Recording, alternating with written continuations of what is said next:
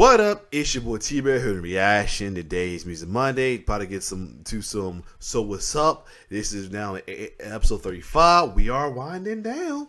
Well, I was gonna say 5 more, but really 4 minutes ago. I told you I skipped one. But anyway, partially 4 more ago. We got 36, 37, 39, and 40 because I got to skip one. I told you, or one of them I got to skip. Either way, this is a big song he made with the story about a song he made with a Philadelphia underrated queen hip hop star, Bahamadia. You know what I mean? Bahamadia is a hip hop legend in the Philly game, in the Philly world. I mean, definitely part of the neo soul underground scene as well too. So I definitely got to check out this little story between him and Bahamadia. So let's get it.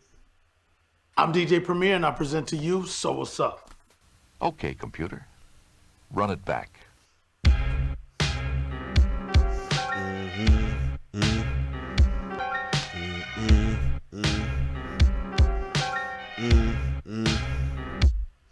So what's up?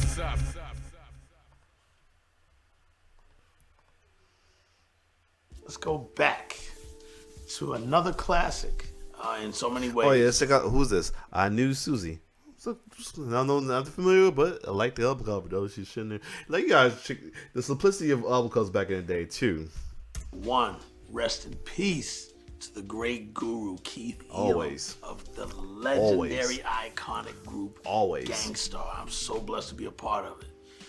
So many stages of Guru's career and his life, and one of the things that I loved about what he did as we started to grow as a group, starting in 1993, but this happens to be a thing that I have to explain to you before I get to the song of the artist that we're talking about.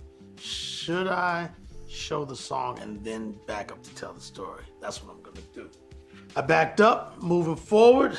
We're going to Philly. Yep. Philadelphia, PA. Pennsylvania is the state. That's Bahamadia. All right? What a dope name. Yes. And again, I will say one of my favorite songs I've worked with. I've done 3, but this one is called True Honey Buns. That freak shit. Oh man, I remember this day. Now we gotta do the backup. Okay, 1995, Guru started a series of what he calls ill kid samplers. One of the reasons why they're called ill kid samplers is because Guru is known for so many nicknames. Don Garizzi, Ballhead Slick, Ill Kid, Keithy E MC, or Keithy E the Guru. He has so many. So with that said, he started a label, but it was really just to shop demos, and he would press it on vinyl. You know, vinyl's not cheap. He would press it on vinyl just to get it to labels, to get artist deals. That's how J. Rue the Damager got signed. That's how Big Suge got signed. That's how Group Home got signed, through demos pressed on wax. Now, the second series of his Ill Kid sampler happened to be a 4-piece joint.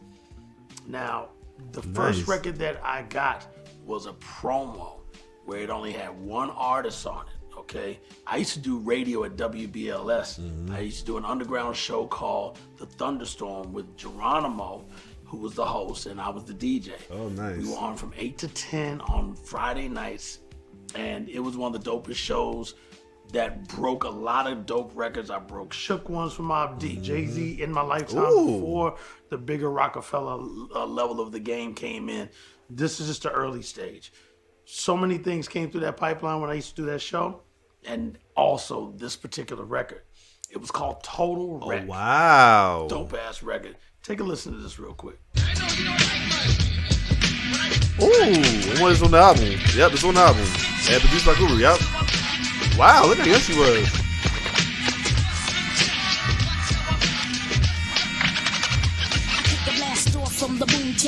Oh yeah. Look how young she was on this. The effect of my flicks hit you like a judo chop. And then I get deeper than the boss with the phrasing out the norm, cause I'm amazing at that. Like Joe when I Yes. I got an album on Wikipedia. Shit, that song's on the album too, so yeah. Just off top, the vocal style, the attitude, the bark, and the confidence of her delivery, I was like, she's definitely going to get an album deal. And not only that, she's definitely going to be a name to be reckoned with out of female MCs that are respected on a high level. Yes. I know Sha Rock, who we consider the queen of hip hop. She was very, very motivated by Sha Rock, Salt and Pepper, so many different MCs. And the fact that she was into those artists, that's what she said she was guided by, if you look at her history, to do her thing. The dopest part was when she and Guru connected, Guru said, I'm going to get her a deal. Being a Gangstar put out several albums through the Chrysalis EMI family label, Daily Operation. Of course, our second album, which was our debut on a major, Step in the Arena. Then we transferred to just straight EMI with Hard to Earn, and Moment of Truth went to Virgin, still part of the EMI family. But during the Chrysalis time, when we were there, they were welcoming any artist we brought. And at that time, he brought Bahamadia, and she did a classic album called Collage. Now, with that said, of course I'm gonna contribute. Guru needs me, I'm in for whatever he wants. He said, I need 3. We did some bangers. But this particular one, I always like to do different styles of beats, and I always like to sometimes do something mellow. I'm back. It was freezing up, so here we go. Let's keep going. Now, with that said, of course I'm going to contribute. Guru needs me, I'm in for whatever he wants. He said, I need 3. Okay. We did some bangers. But this particular one, I always like to do different styles of beats, and I always like to sometimes do something mellow, even if you rap a little more aggressive on it.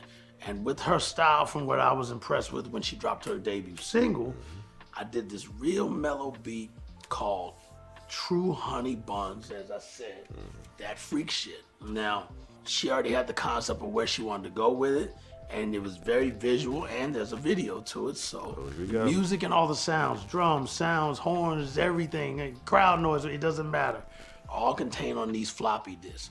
This is the era of the 90s when we were making music on equipment that housed these. Some people use ASR-10, which is a keyboard and drum programmer.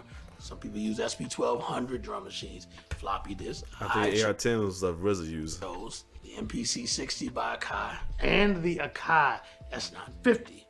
And they're all stored on here. And then the next stage of it is where you link them through a process that we call MIDI, so that they can communicate with each other, and then they start to communicate by playing the track starting at the very top of the beat, but it's laid on 2-inch tape, no digital yet for me. 2-inch tape, spin that wheel around like the Wheel of Fortune, and a lot of winnings came out of that process.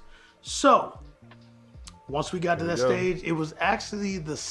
Anyway, we're going to go back to that. I'm going to go back to when it started freezing. I'm so sorry about that. Let's go back to this. Spin that wheel around like the Wheel of Fortune. Actually, the second record I worked on with her, we did one called Rugged Rough, and then we did one with 2 of her homies that also are MCs, all female MCs. It's called Three the Hard Way. Oh, yeah. We're going to do a chapter of that down the line. But this one, we'll start with this. And so, as I said before, once she got her deal, she constructed an incredible, incredible record. And I also got a shout out. When she did her debut single, Total Wreck, shout to DJ Ski, who was one of Gangstar's DJs whenever I was out of town. I was already in the group, but I was still going to college at Prairie View A&M University, HBCU college. Shout to all the HBCUs out there. So DJ Ski would fill in for me when there was gigs, and he also did the scratching on Total Wreck. So shout out to DJ Ski out in Canada now. Love to you forever, my brother. Now, as Guru continued to do more volumes of his Ill Kid samplers, let me not forget, the commercial version contained he called it an Ill Kid Jumbo sampler because it contained 4. He always likes to put 3 on one side, instrumentals on the other side. This one contained 4. One of them was a group called... All right, back. Let's hopefully try and finish up with this call comeback. Called Stick and Move, real hardcore group. They were on there. Stick and Move. Also, HL Rock the Sly Fox, who was our dancer during the early part of Gangstar's career. You see him in the Words I Manifest video. Even in the Positivity video, he's the mime doing that. That's him. To him. That's HL, and he's an incredible dancer. Don't battle him. He'll fuck you up. H.L. Rock said, was the "Fuck one you that up." rode with me shotgun in my Nissan pickup truck with all my luggage, all of my records, trekking to New York, driving up 95, and getting all my records wet and damaged. But of course, hits came out of that as well. Shout out to Question Remains. Check that episode. Yep. And also, I wish he could have driven with me, even though he was still a person to keep me awake. But I drive stick shift manual vehicles, and he didn't know how to drive a stick, so I had to stick it all the way out and drive to New York. But at the end of the day, it's an incredible journey that I'll never forget and I'm proud of. One more group that was on that sampler. They were called Operation Ratification. They had a record called Trey Pound God. They now have become the NYGs. Shout to Panchi, who was known then as Panchi the Wild Comanche, and Shabino, who was then known as Suicide the Survivor. That's a dope name, Suicide the Survivor. Might just have them see if we could do something under that name just as a song or something. That'd be kind of creative. But with that said, when you insert this disc into the S950 sampler and you load it up, this is how the groove sounds right here. Oh yeah, this joint, okay.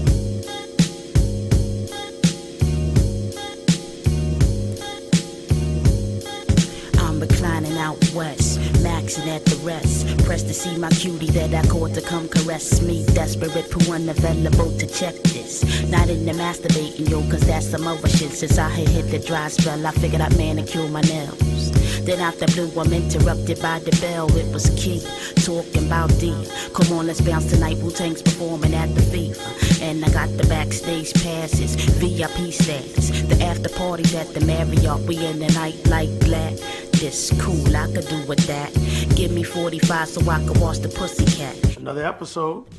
You know how we do. We got more coming. Stay tuned.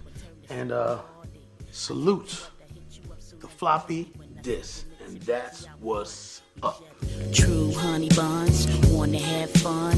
Unlike a chick who settled for the hit and run. Yeah, to all the girls, do what you gotta do. But it ain't what you do, it's how you do. It's how you do. It's how you do. That was a good. I actually remember that track too, man, a while back though. Yeah, I just never knew the name of it at the time. But yes, well, probably was. Probably knew it. Think about it was a thing about it at the time. Probably knew it was called that, but wasn't thinking about it until now. But yeah, other than that. Good shit, man. For real, man. Always. So, we got like 4 left, though. Like I said, we'll be 5, but I already did one earlier, though, out of the episode. Quick one, but we got 4 left. Next up, going to be some Game Star stuff next week. But other than that, if you like more reaction, like, share, subscribe to my YouTube channel. It's your boy T-Bird signing off. One love.